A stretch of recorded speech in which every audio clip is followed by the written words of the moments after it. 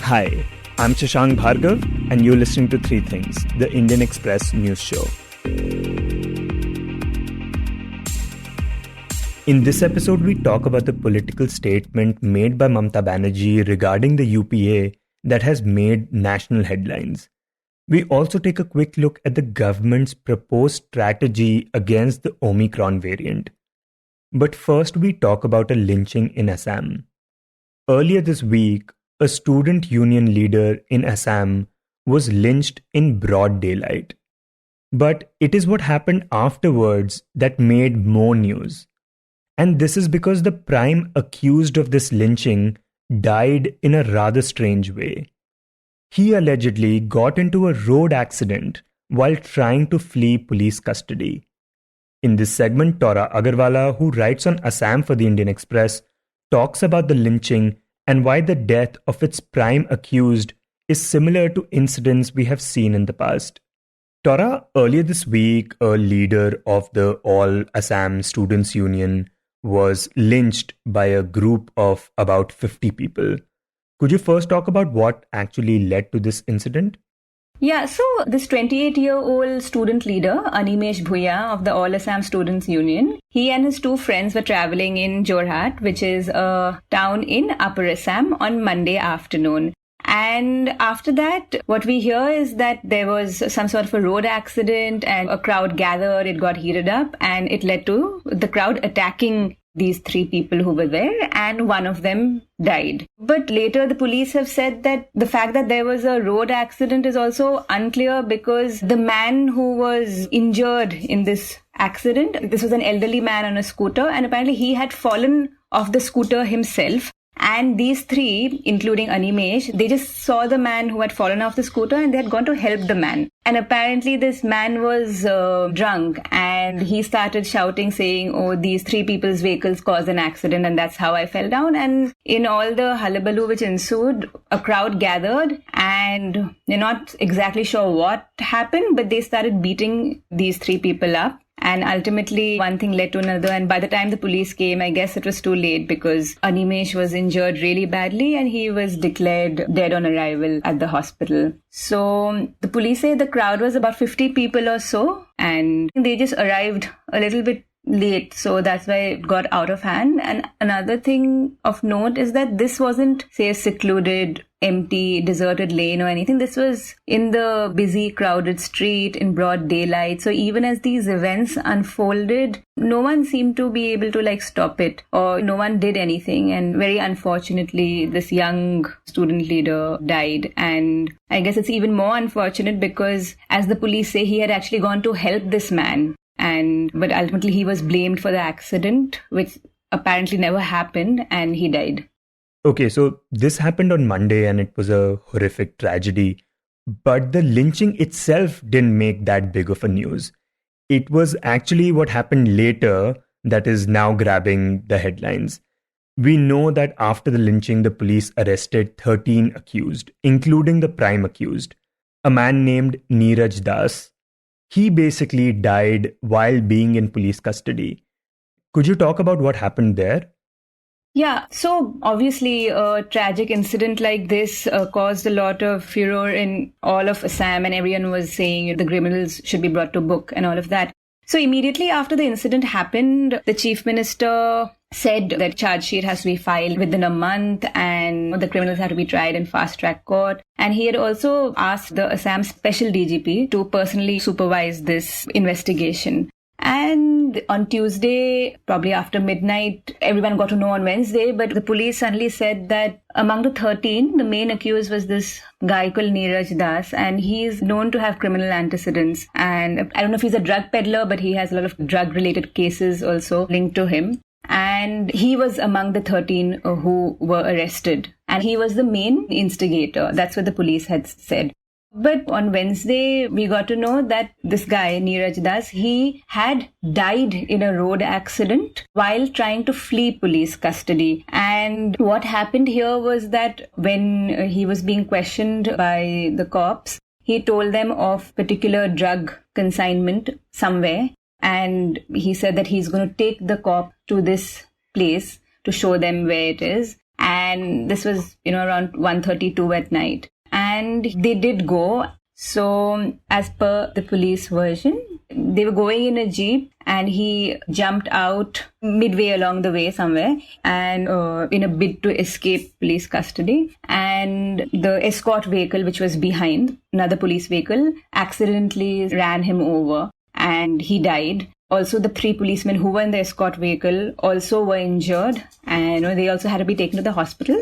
Now they are discharged. So yeah, that's what the police said, that this guy tried to escape custody, and when he did, he was killed in a road accident. So yeah, I mean, that's their version basically.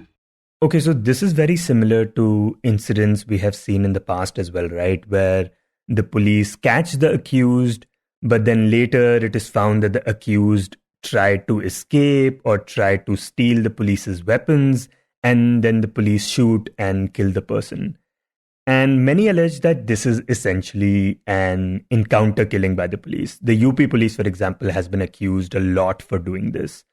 Have we seen similar incidents like this in Assam as well? Yeah, I mean, this particular death has garnered a lot of attention because it also comes at a time when the Assam government has been following this quote-unquote strict zero tolerance policy on crime since Chief Minister Himanta Biswa Sharma took over as Chief Minister in May. So he's been very categorical about the fact that those alleged criminals in Assam will be brought to book no matter what. And I think since he took over, in the last 6 months, at least, say, 48 people have been injured and 28 people have died in police action. And most of these incidents have unfolded in a very similar manner. Usually it's the alleged criminal is being taken by the police to the scene of crime so that he can relate the events again, or to another place where other criminals are hiding, or there's some sort of, like in this case, like a hidden stash of drugs or something. He goes with the police, and it usually happens in the dead of the night. And more often than not, he tries to escape, and to escape, and he also tries to sort of snatch police weapons. So in self-defense, the police has to resort to firing and he gets shot in the leg. So I know I'm speaking of it very generically, but the thing is, most of these cases have similar story or similar patterns. Yeah, and in the past, you have spoken to the families of those who have been subjected to these incidents. Could you talk about what they told you? Yeah, in July, I had tracked down families of 5 people who had been injured. 4 people who had been injured, 1 people who had died in firing incident like this. And in most cases, the alleged criminals had tried to escape and the police had to shoot them in the leg. But if you speak to the family, uniformly, like most of them feel that it was premeditated or done on purpose. I mean, they make the same arguments that if there is so much police presence, why would they try to escape? And second, at least the ones who are injured and who have been able to speak to their families, they all have the same account that they did not try to escape and the police have just shot at them without them trying to do anything. And this kind of developments have drawn a lot of criticism, and even the Assam Human Rights Commission also took note of the incidents, and that opposition have also accused the government of being, say, trigger happy. But despite all this, these kind of police firing incidents have continued. But the most recent one, which is the Jorhat case, Neeraj Das's case, that wasn't exactly a firing. This was a road accident. So it's a little different from the ones which have happened earlier. But despite this focus on extrajudicial killings, what people are calling extrajudicial killings, and also there is a lot of comparison with how this kind of stuff has happened in Uttar Pradesh under Yogi Adityanath. Despite that, the Assam Chief Minister has defended this and said that under the ambit of law, he gives the Assam police full operation liberty to do their job. So basically, he has said that he wants Assam to be completely crime and criminal free and absolutely like zero tolerance to any kind of crime. And to achieve that, they will do what they have to do. And he also said that, and this is initially, when there was a lot of criticism, he also said that shooting below the leg in self-defense is okay in the sense that it is law. So I think he had said that shooting in the chest is illegal, but shooting at the leg is fine, especially when it's in self-defense. So he had said that he was ready to face any kind of criticism, and he had told the Assam police that they shouldn't break the law, but within the ambit of the law, you can take extreme action and the government would protect the police. And what is the general reaction of the public to these incidents? Yeah, so I think the government also continues to do all this because at the end of the day, if you look at Assam, there is immense public approval for this kind of police action. For example, even when this happened, Jorhat incident, people, once they got to know that the suspect had died, there was celebration, people were bursting firecrackers and all of that because, of course, the incident was very tragic and this was an innocent local boy who was just for no fault of his, just killed. But I think people like this sort of action. That is why the government also going ahead and doing it. Obviously, I'm not saying everyone, but general consensus, at least I feel, is that. Now, encounter killings might appear to be like justice, especially considering how slow the Indian justice system works, but this is far from the truth. Some years back, while talking to Indian Express's Deeptiman Tiwari about these killings, he had explained how they are highly counterproductive and that eventually they lead to the destruction of law and order in the state. We now play you an excerpt of an interview where Deeptiman gives the example of the Mumbai underworld. For example, if we look at it, the case of what happened in Mumbai, once the police was given a tacit go-ahead by the government to go after the underworld through encounter killings, within a few years, the policemen who were involved in all of this and were eulogized and made heroes by the press in the beginning, and in public opinion were great soldiers of the society, they got massively corrupted. And it so happened that the Mumbai police itself got divided into two camps. One began to work for Dawood Ibrahim and the other began to work for Chota Rajan. And they would take money from these gangs and shoot the person of the other gang. I mean, can you imagine a police force which works under the constitution and under the law of the land doing supari killing? It was unimaginable. So that is what you do to a disciplined, to a constitutionally statutory force when you allow extrajudicial killings. You corrupt the whole system. And in the long run, it completely dismantles the law and order structure of a state. Completely dismantles it. So ultimately, it did not even win in finishing the underworld. In fact, the Mumbai police became part of the underworld. To scuttle an entire judicial process is to find a solution which is bigger than the problem. You know, the idea of justice, you completely break it down. And when you break down the idea of justice in a society, the society will eventually break down. Because the entire construction of the society is on the basic idea that justice can be ensured.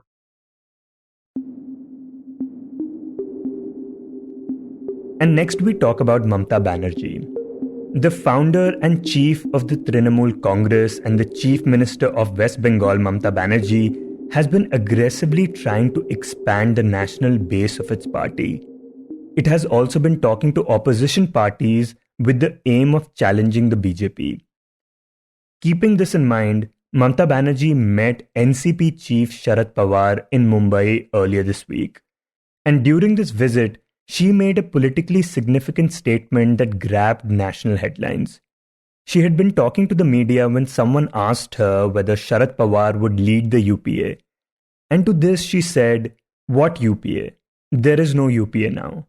आपको लगता है कि शरद जी को अब UPA का नेतृत्व करना चाहिए, चेयरमैन बनाना चाहिए? क्या यूपीए? अभी यूपीए नहीं है. UPA, or the United Progressive Alliance, has been the alliance between the centre and the left political parties, its biggest member being the Congress party. To talk about why this statement by Banerjee is significant and the implications it has, Indian Express's bureau chief Ravish Tiwari joins us. So, Ravish, talking about the statement by Banerjee that there is no UPA, What do we understand she was trying to signal through this? Truth be told, there is no UPA in a sense. UPA was a post-poll alliance that came into being after 2004 Lok Sabha elections. And post-poll alliances are made with the purpose of forming a government. So now you are not in a government, there is no utility for that post-poll alliance. So in a way, she is technically right. There is no UPA. But saying it out loud, because those parties still stick around, hang around together and try to corner BJP, the new power center in Delhi. So nobody questioned that whether it's UPA or what formation, but there is an opposition grouping. So UPA was loosely, widely, subconsciously being understood as a now the UPA which came into power for 10 years for 2004 to 2014. Now the opposition is with Congress at the core was subconsciously being understood that it could be UPA, which exactly it was not. Mamta only said it out loudly. And by saying it out loudly, she's sending a political message. She is not part of the UPA. When she contested separately assembly elections, she has been charting her own political course. She has not been part of UPA while she was part of UPA to govern. But going out on a street and declaring that there is no UPA, she is signaling that the old formulation of what they used to call secular party groupings as an alternative to BJP led grouping is no more relevant. Now we need to forge a new platform or new alliance to take on BJP. That's the real messaging that Mamata Banerjee is trying to say by declaring what was a subconscious truth. And could you talk a bit about UPA itself and how it came to be when it did? Was not a pre-planned forethought. It came after a dramatic election results. A BJP under the leadership of Atal Bihari Vajpayee was contesting 2004 elections. They had advanced elections by 6 months because BJP had won elections in Madhya Pradesh, Chhattisgarh, Rajasthan, and they thought that the popular sentiment was in their favor. So they advanced elections by 6 months and went to polls with their slogan, what is now came to be known as very infamous slogan of India Shining, that their government of last 6 years from 98 to 2004 had made India taken a new leap in growth and development parameters.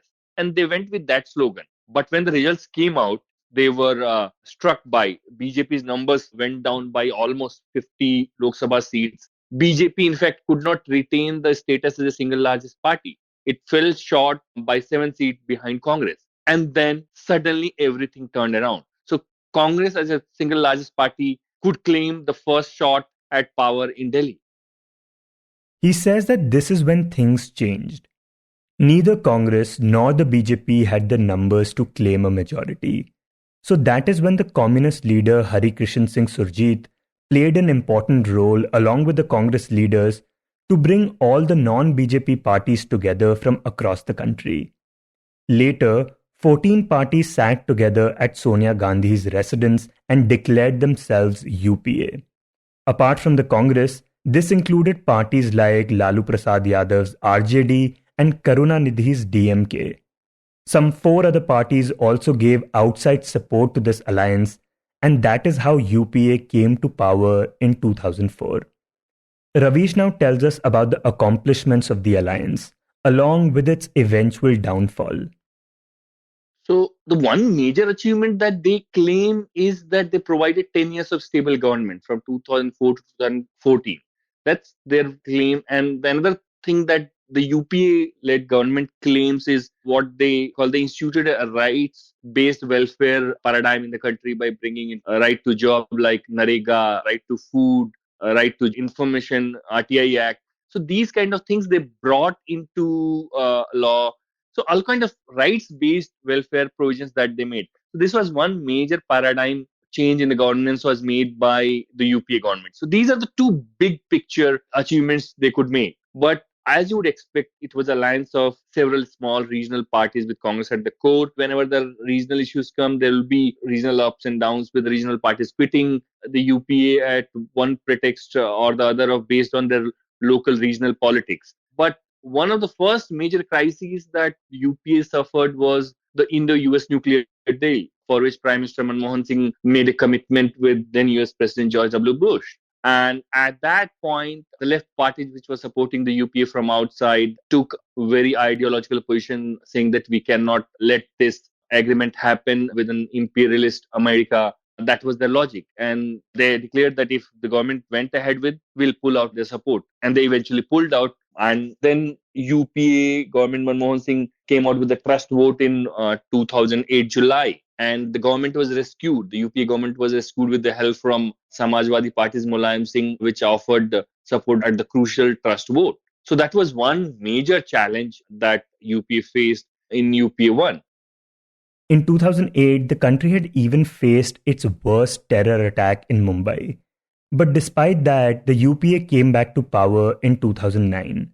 The Congress party, in fact, came to power with enhanced numbers. Things should have been smooth after that, but the government started to experience a lot of factionalism. Plus, on top of this, a number of scams came to light about the government. First came the Commonwealth Games scam, then the 2G scam, and then the coal scam. This is a major reason why the UPA was heavily defeated in the 2014 general elections. Congress slumped from 2006 seats to 44 seats. Its worst ever performance in history. The Congress did not suffer this kind of jolt even during emergency. The elections that happened after emergency. And the moment you got weak, you are not a glue. So let's accept the democratic reality of these parliamentary politics. Your strength is counted by the numbers you bring on the table. Every politician knows in town. From 2006 to 44, you are just out. And Congress being the anchor, the moment anchor shrunk this big, it was not the same kind of glue. It was not the same kind of magnetic ability to keep other parties together. And after then, different state elections been happening. Congresses did not perform as well. And mentally, they were together and we are against BJP-led government. So mentally, yes, we'll continue talking against the BJP. But nobody said that we are not UPA. Nobody said that we are UPA. So it was a gray zone for a normal person. Since the UPA was a legacy for 10 years, at the subconscious, everybody assumed that it's the same opposition UPA is there. But there was no program launched by UPA. There was nothing agitation launched by UPA. So every parties were now in a fight of their own survival. The way BJP was marching, every party was trying to beef up their own fortresses because they had to guard against BJP's electoral march. So everybody was on their own after 2014 elections. So the only thing, nobody was saying it. And whenever they met for a coordination on a floor leaders meeting in parliament, whenever parliament happened to corner BJP government, Modi government, or even outside, Congress subconsciously used to call them a meeting of like-minded parties because left parties will also attend those meetings. Left was never part of UPA in the first place. It was only outside supporter. So they called that as a meeting of like-minded parties. Right, and since then the UPA hold declined along with that of Congress. But now, coming back to Mamata Banerjee and her statement, it has come at a time when her and her party are trying to aggressively expand their base nationally. We have seen attempts in Goa and Tripura so far. So could you talk about how Banerjee is being able to do this at this point? So it's again similar logic of elections and their importance on political momentum in democracy. BJP has been losing elections after 2018 in assemblies, or it has not been winning as comprehensively as it used to win from 2014 to 2018. It was winning, but it was not as comprehensively or losing. So in that context, 2021 assembly elections in West Bengal, when Mamata was going for the third term, everyone thought it's going to be a very tough fight because BJP had given a very tough fight in 2019 Lok Sabha election in Bengal. It had won 18 Lok Sabha seats, unprecedented beyond the imagination of Mamata Banerjee. So everybody thought the BJP will put similar fight. And they did make similar efforts. Prime Minister Narendra Modi, Home Minister Amit Shah, while the second wave was going on, they focused so much energy and political capital on West Bengal, signaling that BJP was a real hunt. And Mamata Banerjee defeated them comprehensively. She has emerged CM for the third time with an increased mandate. And this gives a confidence that, yes, you can defeat the BJP. And from there on, she wants to build on. It's like any political leader trying to build on their political successes. Now she is third term chief minister. She has nothing to lose. She is fully control of state. There is no threat from diminished BJP in West Bengal. So she's trying to build on from that momentum because she has fired imagination in the mind of the electorate who support opposition parties that there is this leader who can defeat BJP at its own game. And in that hope, the TMC is taking its own chances. It's trying to expand. So she's just trying to build on the momentum she generated from summer 2021 assembly elections in Bengal. And talking about the statement that Banerjee made, I mean, she made it while visiting the NCP chief Sharad Pawar. Now, considering that the NCP and the Congress are together in the Mahavikas Aghadi government in Maharashtra, what does it tell us about the current relationship between the NCP and the Congress? Not much should be read about it. Pawar's meeting with TMC is not going to upset, at least this meeting is not going to have any bearing on Shiv Sena, Congress and NCP alliance government in Maharashtra. Let's be very clear. The political logic and compulsions of Mahavikas Aghadi of Sena, NCP and Congress in Maharashtra is completely different from what national compulsions or national logic is or Mamata's game plans are. The only thing is that she going to Pawar is trying to again signal. Pawar is another tall opposition leader who has links across opposition parties, who can command trust from different leaders, who can be a good facilitator, negotiator if things start moving up to bring together on a common platform. So she is just taking her chances. And in the process, she's also trying to, in a bit, spite the Congress. And the other statement that Banerjee made was that it would be easy to defeat BJP if all regional parties come together. So how big of a threat could an alliance between opposition parties, including the TMC, be for the BJP? These are two premature conjectures. Elections are in 2024. Everybody will have their own calculations. Every regional party will craft their strategy as per their electoral needs of 2024. So everybody is watching and trying to recalibrate their position. But Mamata is betting on these things that after 7 years, the way government performed during the second wave of COVID, there was a bit of disappointment. She also thinks that the commodity inflation is now started pinching people. Economic growth is still to recover to a pre-pandemic levels. And again, employment levels start galloping is still going to take time. Probably these things may add to a situation where a popular anxiety can be built on which opposition can make its political narrative. And as a political leader, you have to start planning with 2-year, 3-year political outlook in your mind space. I think Mamata is trying to do that. She is trying to lure other fence-sitter regional parties that this is a possibility. Why don't you start thinking about it?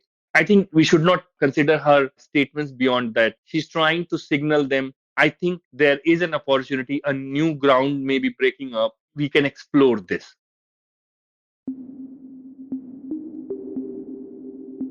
And in the end, we talk about the government's proposed strategy to tackle the Omicron variant. The centre yesterday announced that 2 cases of the COVID-19 variant Omicron have been detected through genomic surveillance in Karnataka, adding that the symptoms are mild as of now. This information about the symptoms being mild is in line with data emerging from other countries. Talking about vaccines and booster shots, ICMR DG Dr. Balram Bhargav highlighted that at present, it is premature to comment on the effectiveness of the vaccines against the new variant of concern, while the centre added that the scientific reasoning for providing the booster dose is under examination, but the focus is to fully vaccinate the population. The government also spelled out its strategy to tackle the new variant of concern, saying that the public should not panic and that the emphasis should be on strict compliance of wearing masks, and the vaccination continues to remain the most critical tool. When asked about a possible lockdown, the head of India's COVID-19 task force, Dr. V.K. Paul, said that there is no requirement for the imposition of any lockdown. Instead, he said that with the emergence of Omicron, it has become even more critical to strictly adopt the universal vaccine, that is, the wearing of masks. You were listening to Three Things by the Indian Express. Today's show was written and produced by me, Shashank Bhargav, and was edited and mixed by Suresh Pawar. If you like the show, then do subscribe to us wherever you get your podcasts. You can also recommend the show to someone you think will like it, share it with a friend or someone in your family. It's the best way for people to get to know about us. You can tweet us at Express Podcasts and write to us at podcasts@indianexpress.com.